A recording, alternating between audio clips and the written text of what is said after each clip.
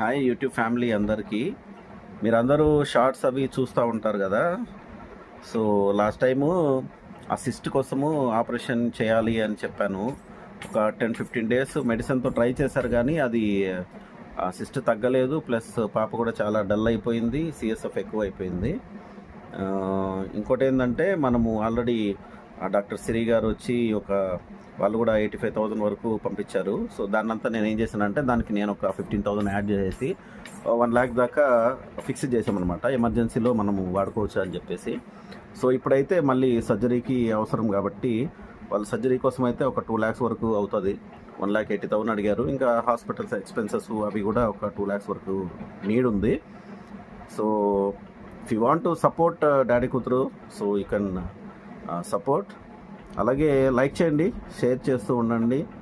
ప్రార్థించే పెదవుల కన్నా సాయం చేసే చేతుల మీద. Thank you guys, thank you very much.